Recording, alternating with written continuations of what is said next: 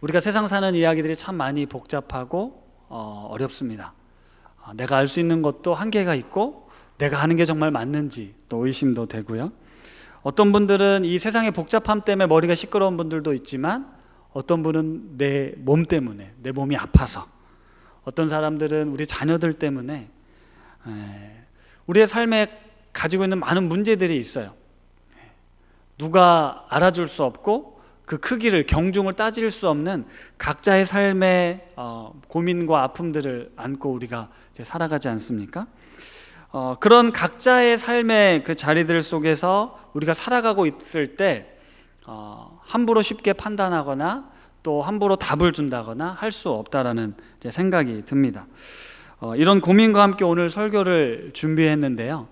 설교 전에 우리 박신혜 목사님 통해서 캐나다에서 우리 한 집사님이 사진을 하나 보내주셨는데, 사진을 좀 한번 보여주시면, 이게 뭘까요? 네, 미로잖아요. 정말 제가 설교를 준비했는데 이 사진이 적합하게 딱 이제 주어졌거든요. 저 생각을 해봤어요. 좀 높은 곳에서 우리 인생을 한번 내려다보고 싶은 거죠. 도대체 길이 어디 있는지, 어떻게 해야 내가 원하는 삶을 살 수 있을지. 우리의 삶이 굉장히 복잡한 미로와 같습니다. 저 높이 멀리서 바라보면 와, 이렇게 살면 되겠지를 볼 수 있는데 우리의 삶은 그렇지가 않잖아요. 당장 내 눈앞에 어떤 일이 벌어질지도 모르는 삶을 살고 있지 않습니까? 그러다 보면 막다른 길을 만날 때도 있고요. 당장 벗어나고 싶지만 답답해서 막 미치겠는데 출구를 찾지 못해서 너무너무 실망하고 괴로운 일들이 우리 인생에 있지 않겠습니까? 이런 고민과 함께 오늘 말씀을 이제 풀어보려고 합니다. 요한복음 14장은 오늘 본문은 종종 장례식장 때 제가 많이 이용하는 본문인데요. 슬픔을 당한 이 유족들에게 우리 하나님께는 거할 곳이 많습니다. 우리 부모님, 아버님, 어머님이 하나님 품에 편안하게 행복하게 잘 지내실 겁니다. 이제 고통과 아픔이 없는 곳에서 영원토록 행복하게 지내실 겁니다. 이제 이런 말씀들을 주로 나누곤 하는데요. 오늘 말씀을 준비하면서는 이 말씀이 어떤 장례식장이 아니라 오늘 우리의 삶, 우리의 현실에게도 꼭 필요한 말씀이라는 생각을 하게 되었습니다. 서두에 말씀드렸던 것처럼 내가 정말 지금 살고 있는 이 삶이 잘 살고 있는 걸까? 내가 가는 길이 맞는 길일까? 나는 과연 잘하고 있는 것일까? 네, 이런 고민들을 누구나 다 하면서 살지 않습니까? 이런 고민을 잘 담은 찬양이 아니라 대중가요가 하나 있습니다. 지난주에 영상 송출에 약간 문제가 있어서 좀 망설였는데요. 지난주에는 그 희망가라는 이 50대 이상의 감수성을 만졌다면 오늘은 저와 같은 30, 40대 분들의 감수성을 만지기 위해서 노래를 하나 또 준비했습니다. 비긴 어긴, 최근에 비긴 어긴에서 부른 G.O.D의 길이란 노래 잠깐 들어보시죠.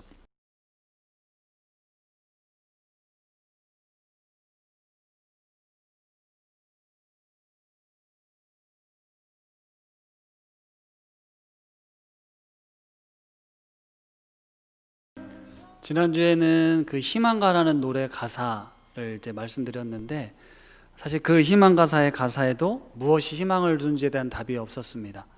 이제 그걸 찬송가로 불렀을 때 우리의 희망은 서로 사랑하는 것이다라는 말씀을 드렸는데요. 이 G.O.D의 길이라는 노래, 그 당시에는 사실 저도 잘 몰랐지만 이 가사를 잘 살펴보면 여기도 여전히 내가 가는 길이 맞는지, 제대로 살고 있는지, 이 길 끝에 정말 성공이 있는 건지 난 모르겠다, 그냥 이 길을 걸어가고 있다라는 가사더라고요. 이렇게 살면 돼 라는 답을 주는 게 아니라 우리는 그 길을 걸어가면서 여전히 고민하고 있다는 것이 마치 우리의 신앙 여정과 비슷하다는 생각을 해보게 됐습니다. 오늘 요한복음 이 말씀, 이 고민에 대해서 예수님께서 내가 길이다, 진리다, 생명이다 라고 우리에게 말씀하고 있습니다. 우리가 찾는 그 대답으로 예수 그리스도를 말씀하는 건데요. 고 CCC 총재님이셨던 김준곤 목사님께서 이 CC 수련을 하면 백문일답이라는 그 프로그램이 있었습니다. 100가지 질문을 던지고 수많은 사람들이 정답으로 예수 그리스도를 외치는 이제 장면이 있는데요. 우리 성도님들 중에 그 자리에 계셨던 분들이 분명 있었으리라 생각이 됩니다. 수많은 사람들이 이런 인생의 질문에 대해서, 고민에 대해서 예수 그리스도가 답이다라고 외쳤던, 그리고 우리의 그런 삶을 살자라고 외쳤던 기억이 납니다. 우리의 삶은 미로와 같죠. 두려움과 불안이 늘 우리 앞에 존재하고 있습니다. 지금은 이제 바이러스라는 전염병 때문에 우리가 큰 위기를 경험하고 있습니다. 기후이변, 자연재해가 앞으로 어떻게 우리의 삶을 침범해 올지 모르는 시대를 살아가고 있습니다. 그게 분명 우리 눈앞에 정말 가까이 왔다는 건 우리가 알고 있죠. 세상이 빠르게 발전합니다. 과학기술이 발전하죠.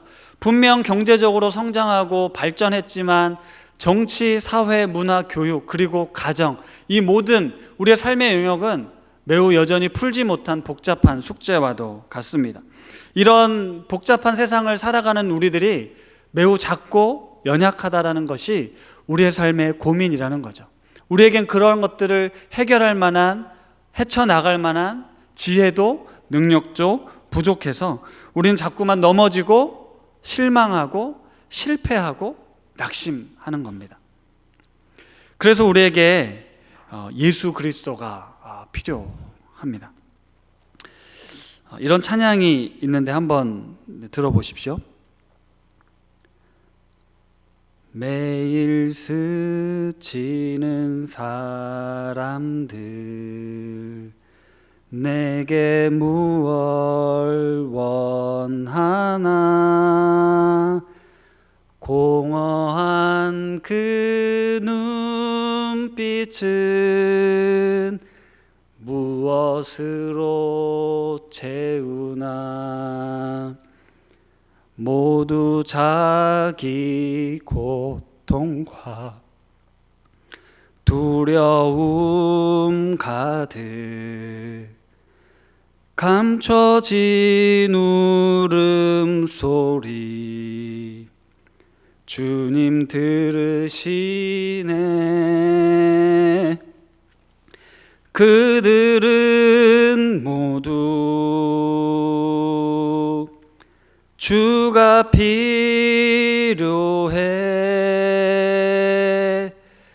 깨지고 상한 마음 주가 여시네. 그들은 모두 주가 필요해. 모두 알게 되리 사랑의 주님. 아멘. 끝까지 부를 수 있어서 감사합니다. 제 아내가 종종 이런 얘기를 해요. 젊은 사람이 왜 이렇게 올드 감성이냐고, 이렇게 옛날 노래를 좋아하냐고. 제가 그때 은혜를 많이 받아서 그런 것 같습니다. 이 땅을 살아가면서 우리가 그 길을 안다면, 답을 안다면 참 좋겠는데 10대 때도 그랬고 20대 때도 그렇고 30대도 그렇고 이제 40대가 돼서 또 교회를 개척하고 우리의 가는 길이 참 뭔가 잘 되면 좋겠다, 생각한 대로 되면 좋겠다 싶은데 그렇지 않은 우리의 인생 길을 만나게 되잖아요.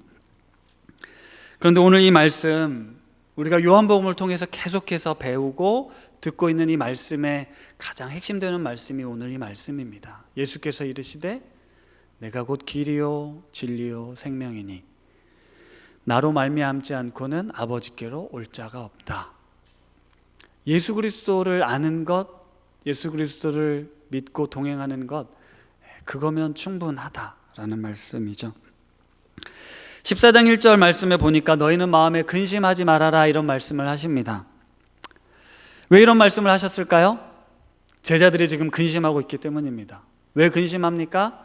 예수님이 자꾸 죽는다라고 얘기를 하는 거예요. 누가 나를 팔 거라고, 나를 배신할 거라고 믿었던 수제자마저 너도 나를 배반할 거야 라고 바로 앞부분에 얘기를 하거든요. 그래서 제자들이 걱정하고 근심하니까 예수님께서 말씀하시는 거죠. 이들은 모든 걸 다 버렸습니다. 주님이 길이다, 이분이 답이다, 이분을 따라가면 우리가 기다리던 메시아, 우리는 그 어떤 영광스러운 삶을 살게 될 거야 라고 했는데 왜 자꾸 요즘 약해지셔서 죽는다, 난 이제 떠난다, 니넨 날 못 쫓아올 거야, 이런 말씀하시니까 너무너무 불안하고 두려웠던 거예요. 그래서 예수님이 그런 제자들의 마음을 아시고 너희는 나를 믿으니 근심하지 말아라, 하나님을 믿으니 근심하지 말아라 말씀하고 있습니다. 여러분들 지금 무엇 때문에 고민하고 계신가요? 무엇 때문에 근심하고 있습니까? 내가 열심히 신앙생활 해오고 이렇게 잘 살아왔다고 하는데 왜 지금 내 인생이 이런 모습일까? 왜 뭐 아직도 풀리지 않을까? 답답하지 않으신가요? 내 힘으로 풀 수 없는 문제들 앞에 지금 난관에 부딪히지 않았습니까? 내 힘으로 풀 수 없는 문제들, 그런 문제를 만날 때 여러분들은 어떻게 하십니까? 요즘 대한민국의 핫 이슈 뭘까요? 부동산, 집. 요즘 영끌이라는 단어 저도 처음에 알게 됐는데요. 영혼까지 끌어모아서 집을 사야 된다, 이런 얘기를 하죠. 참 이 부동산 문제를 잘 풀긴 풀어야 될 텐데 쉽지가 않습니다. 모든 사람이 예수 그리스도를 정말 알면 혹시 풀리지 않을까, 이런 생각도 해보긴 했는데요. 어쨌든 예수님이 근심하지 말라고 하시면서 하셨던 대답을 보면 걱정하지 마, 내가 가서 너희들을 위해 집을 마련해 놓을게, 이런 말씀을 하고 있거든요. 아멘입니다. 아멘입니다. 집 없는 분들, 근데 이 땅에서 집을 주셨으면 좋겠죠. 저 천국에서 말고. 네. 너희를 위해 내가 거처를 예배하러 간다라고 말씀하고 있거든요. 내가 다시 와서 너희들 나를 영접하면 내가 있는 그곳에 너희도 있게 해줄게 라고 말씀합니다. 그래서 우리는 이 말씀을 이제 교회 오래 다니면 이 땅에서 뭐 조금 못 살아도 괜찮아, 예수 믿으면 너 영원토록 천국에서 은금으로 보석으로 치장된 집에서 영원토록 살게 될 거야. 예수 그리스도를 믿는 믿음으로 죄의 문제를 해결함 받고 나면 우리가 천국에서 영원토록 집 걱정하지 않고 살 거야, 뭐 이런 얘기를 했습니다. 물론 이 말씀을 그렇게 해석하는 것도 틀린 해석은 아니죠. 구원관이 오랫동안 우리에게 이렇게 자리 잡혀 있는데요, 우리가 올 한 해 요한복음을 통해서 계속 하나님의 나라에 대한 이야기를 나눌 때 이 하나님의 나라가 죽어서 가는 천국만을 뜻하지 않는다는 걸 이제는 아실 겁니다. 영생이란 죽어서 영원히 산다가 아니라 오늘 우리가 예수 그리스도를 영접하는 그 순간 오늘의 삶이 영생으로 이어진다라고 이제 말씀드렸죠. 하나님을 믿는 믿음, 하나님을 아는 것이 영생이라고 했고, 하나님과 함께 오늘을 살아가는 것이 영생을 누리는 것이라고 말씀드렸습니다. 따라서 우리는 하나님의 나라를 오늘도 살아가고 있고, 그것은 영생의 삶과 연결되어 있고, 그렇기 때문에 우리는 이 세상의 것들로 인해서 주저하거나 또 속상해할 필요가 전혀 없다, 이 사실을 깨달으면 알게 된다는 말씀이잖아요. 그래서 이 요한복음을 요 구절을 다르게 해석해 볼 수도 있습니다. 거할 곳이 많다, 예수님이 말씀하시죠. 내가 거처를 예비하러 간다라고 말씀하는데, 이 말씀은 단순히 집, 공간을 의미하지 않습니다.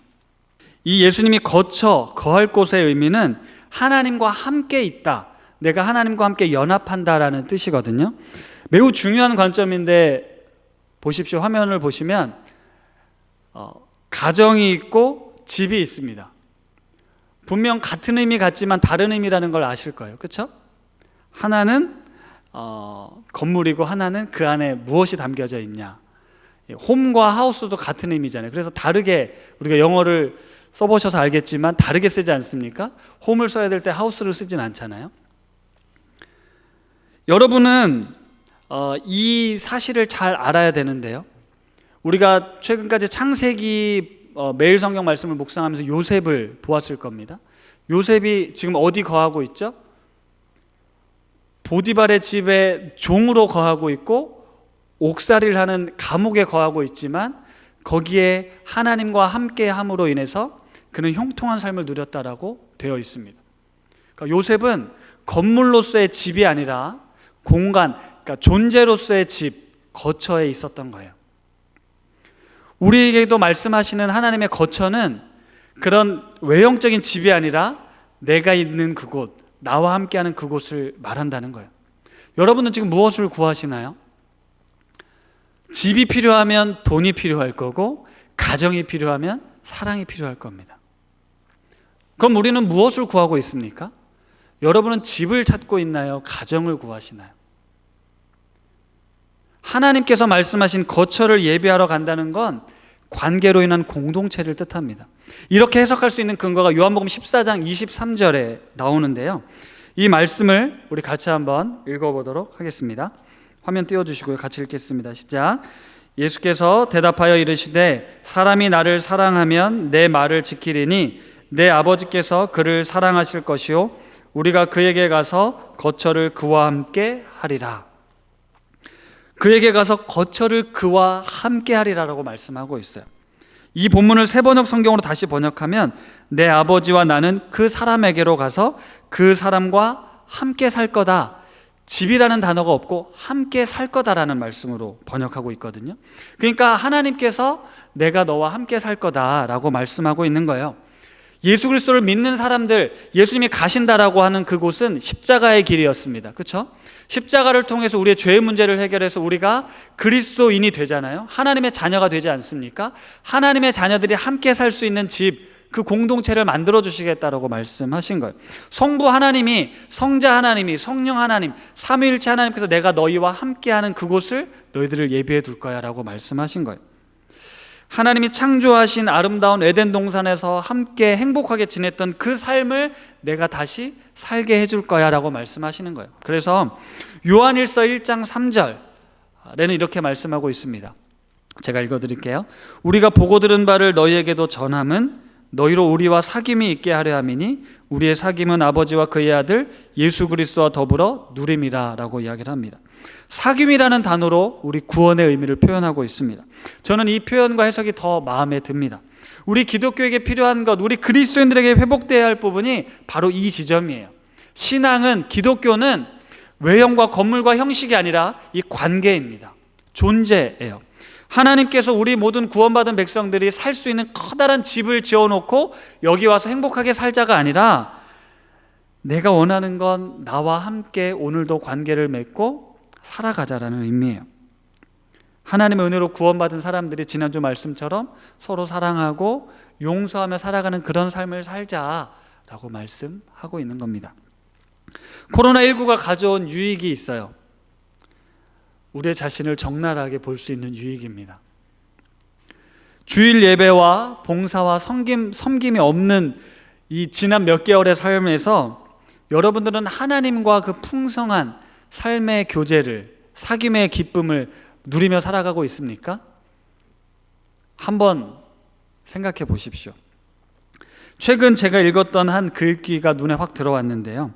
신앙 공동체는 특정 지역의 건물에 형태로 자리를 잡았다.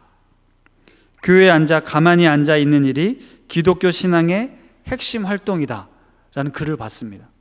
그동안 우리는 특정 건물에서 벌어지는 일들, 여기서 하는 행동들이 기독교 신앙의 핵심이라고 생각해 왔다라는 거죠. 다음 사진 한번 보겠습니다. 포항제일교회 박영호 목사님이 최근에 다시 만나는 교회라는 책을 쓰셨는데 그 책에 선교적 교회 파티에 이런 그림이 나오는데요. 그동안은 교회가 모든 일을 다 감당했습니다. 교회를 통해서 교회 와서 예배드리고, 교회 와서 교제하고, 교회 와서 교육받고, 교회에서 봉사를 하고 친교를 누렸어요. 교회를 통해서 선교를 했습니다. 이게 그동안 한국교회 교회가 표방해왔던 모습이었어요. 그런데 선교적 교회는 뭐냐? 하나님이 선교하신다는 의미가 뭐냐? 다음 그림을 한번 보여주십시오. 교회가 선교하는 것이 아니라 하나님이 선교의 주체가 돼서 하나님이 직접 이 일들을 이루시는데 교회는 그 중에 한 일부라는 거예요. 이 패러다임의 전환이 굉장히 중요하거든요. 우리는 학교를 통해서도 하나님이 나라가 이루어지고, 병원을 통해서, 또 문화를 통해서, 예술을 통해서, 어떤 봉사단체를 통해서, 아니면 우리의 가정, 아니면 정부, 기업들, 이 땅에 존재하는 모든 존재들을 하나님은 사용하셔서 하나님의 나라를 이루어 가시거든요. 근데 우리는 교회가 전부인 것처럼 생각하고 교회 안에서 무언가를 해야만 한다고 생각했다라는 거죠. 그래서 이 종교적인 의시와 행위로 가득 찼던 우리의 삶을 이번 기회에 철저하게 깨트리게 된 거예요. 가정에서부터 너희 믿음의 공동체를 다시 세워라, 이제 이야기를 하는 거죠. 내가 일주일 동안 가장 많은 시간을 보내는 곳이 어디니? 가장 많은 시간을 보내는 사람들은 누구니? 거기가 네가 예배해야 할 곳이고 네가 그리스도인으로 살아야 할 곳이라고 말씀하고 있는 거예요. 코로나가 바꿔놓은 가장 중요한 가르침이 바로 이겁니다. 교회를 통한 신앙생활에 열심을 냈던 우리가 일상에서 내가 가장 많은 시간을 보내고 만나는 사람들 그곳에서 하나님을, 그리스도의 향기를 전하는 삶을 살아야 되는 거죠. 제가 코로나 블루라고 제 스스로를 자꾸 얘기를 했더니 여러 사람들이 믿질 않아요. 특히 제 아내가 믿지를 않는데요. 제가 블루이든 아니든 그건 중요하지 않고 제 마음이 늘 오르락 내리락 합니다. 확진자 숫자를 보면서 이제 좀 풀리겠구나 했다가도 다시 늘어나면 멀었나 보다 싶고요.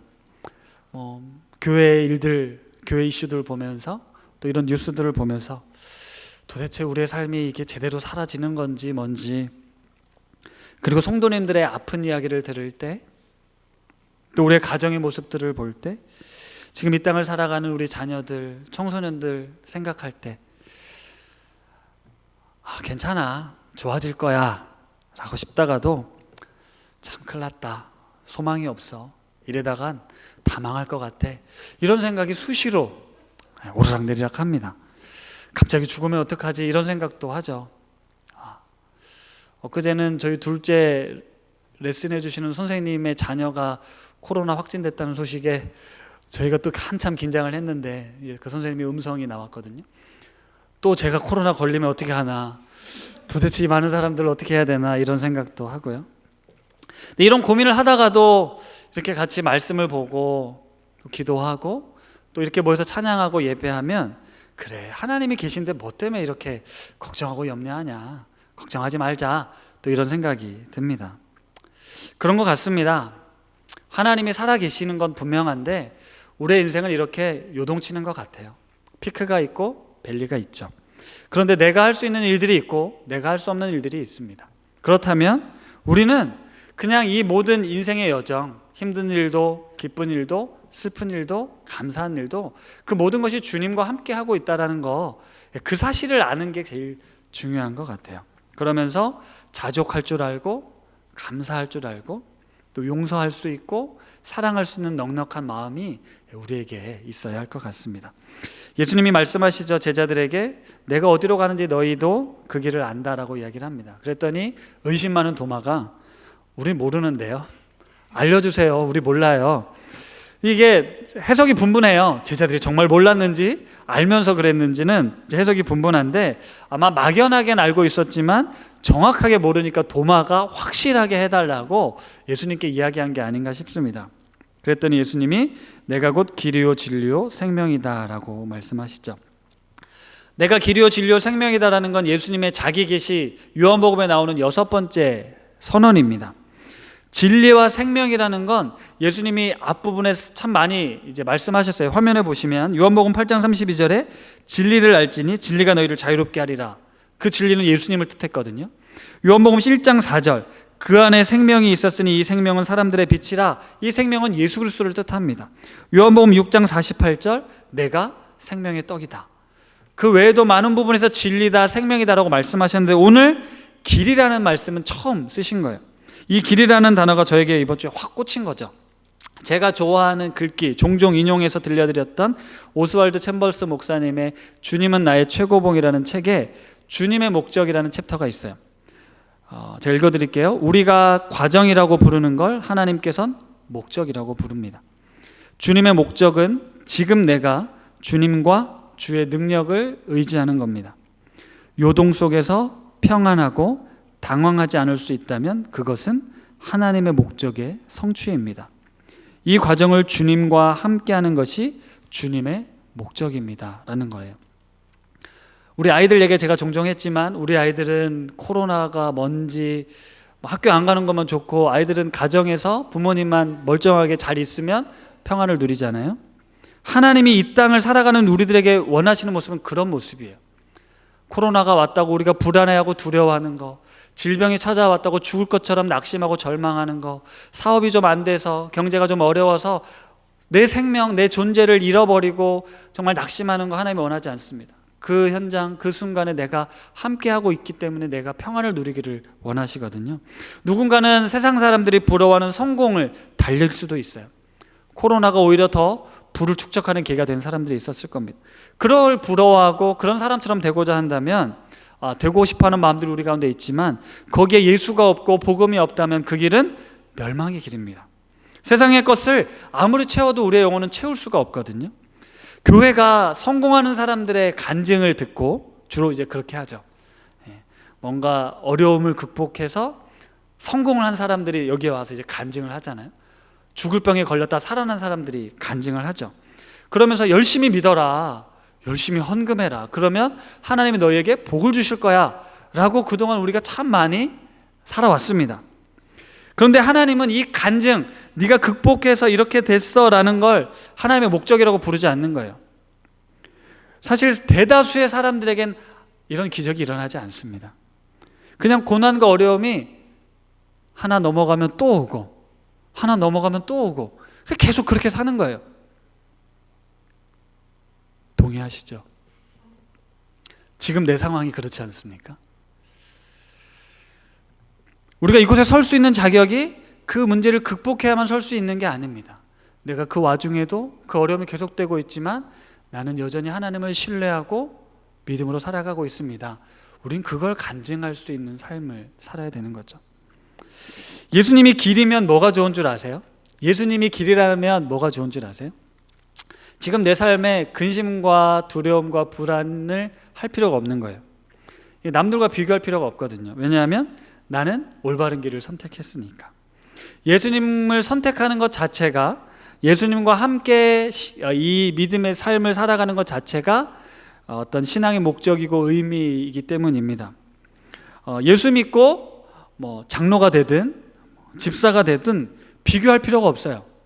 예수님이 너 예수 열심히 믿고 장로 되라, 목사 되라고 말씀하신 게 아니고 내가 어떤 상황이 있든지 그 시간에 나와 함께 하고 있는 것, 그러니까 신앙생활을 많이 했든 적게 했든 그건 중요하지 않아요.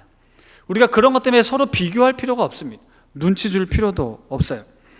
이 신앙이라는 게 일직선에 서서 달리기를 열심히 달려서 저 목적지에 누가 얼마나 빨리 도착했느냐를 하나님이 그걸 보시는 게 아니거든요. 그걸 경주하라고 하신 게 아니거든요.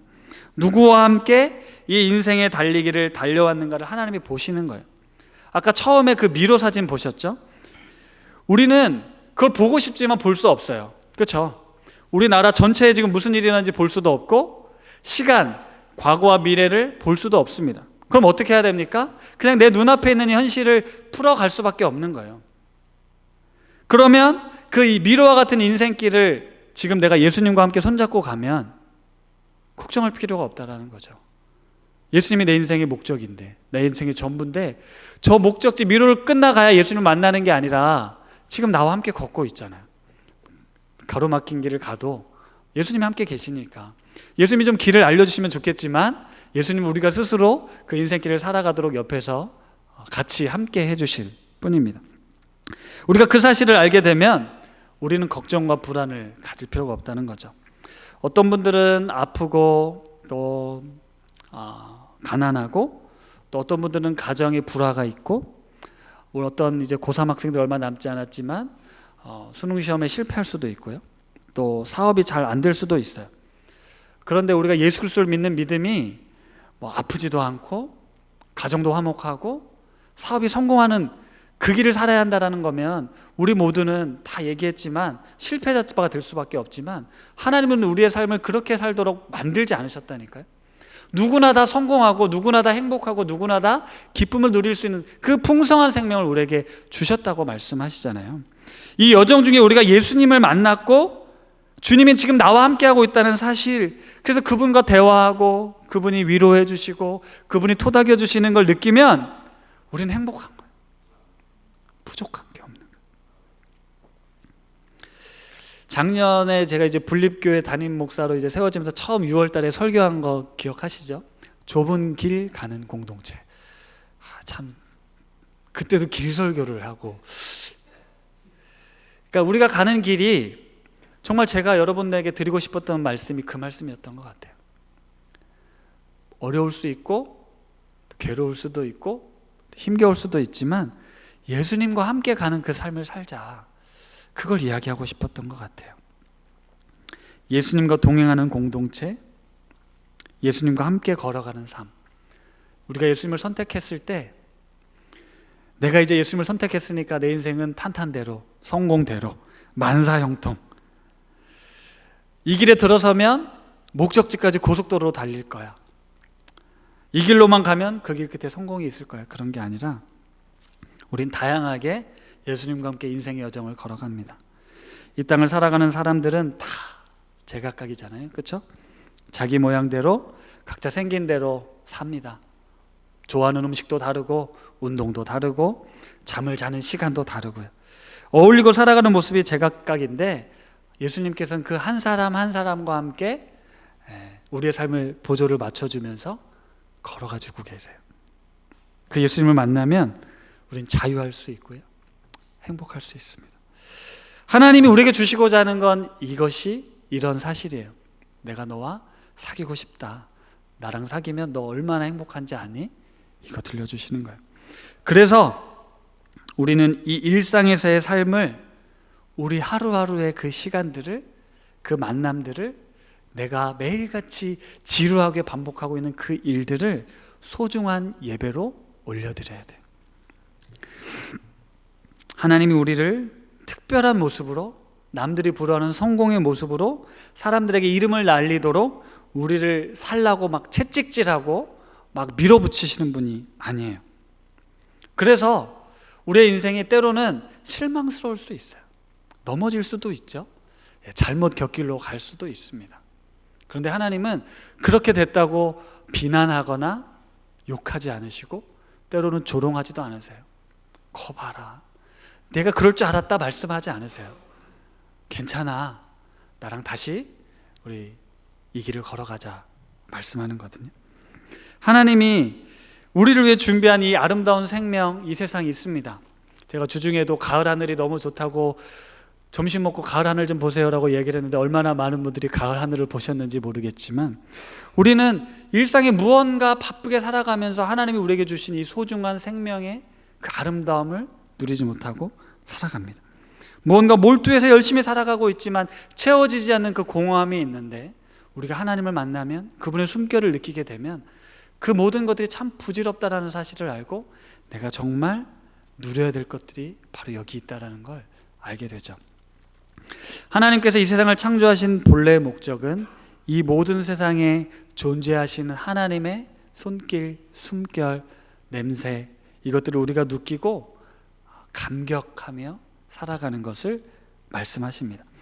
예수님과 함께 이 신앙의 여정을 가지만 여전히 우리는 아픔이, 고난이 있을 겁니다. 그런데 우리 예수님께서 이미 그 아픔과 고난을, 우리의 모든 죄악의 결과들을 짊어지고 걸어가셨어요. 이해할 수 없는 일들도, 감당하기 어려운 아픔도 찾아오지만 그것을 벗어나기 위해서 발버둥 치고 노력하는 그 현장에, 그 순간에 우리 주님이 계시다는 것. 그래서 이 고난의 여정을 함께 묵묵히 몸소 감당해내며 살아가셨으면 좋겠습니다. 주님 손을 붙잡고 말이죠. 예수님과 함께 때로는 참고, 때로는 인내하고, 때로는 아주 작은 것에 감사하면서 살아가는 것이 길이요 진리요 생명이신 예수 그리스도와 함께 걸어가는 삶입니다. 이렇게 예수님과 함께 순례의 길을 걷다 보면 우리는 결국 하나님의 그 따뜻한 품에 안기게 될 줄 믿습니다. 그 안에서 참 평안과 쉼, 기쁨을 누리시는 우리 높은 뜻 오신 가족들, 또 온라인으로 예배드리시는 우리 성도님들 다 되시기를 바랍니다. 하나님 아버지, 이 혼돈스러운 세상 속에 갈 바를 알지 못하고 두려워하고 있는 우리들에게 내가 길이요 진리요 생명이니 나만 믿고 따라와라, 내가 너를 인도해 주겠다 말씀하시니 감사합니다. 여전히 믿지 못해 내 힘으로 성공해 보려고 안전장치를 만들어 두려고 애쓰지만 그럼에도 불구하고 여전히 불안하고 염려가 가득합니다. 주여, 우리가 이 불안과 염려, 고난과 아픔을 떨쳐버리기 위해 애쓰기보다 이 모든 삶의 현장에 나와 함께 걷고 계시는 예수님을 바라보며 주님과 함께 웃고 울며 이 믿음의 여정을 걸어가기 원합니다. 나를 이 모습 그대로 받아주시며 격려하시는 주님의 놀라운 사랑, 우리에게 십자가를 통해 허락하신 이 놀라운 복음의 진리를 깨닫게 하옵소서. 주 예수님과 함께 동행하는 삶이 우리가 누릴 수 있는 천국의 삶임을 알게 하옵소서. 그래서 이미 우리 가운데 허락한 이 복된 삶의 은혜를 누리는 우리 모두가 되게 하여 주옵소서. 예수님의 이름으로 기도합니다.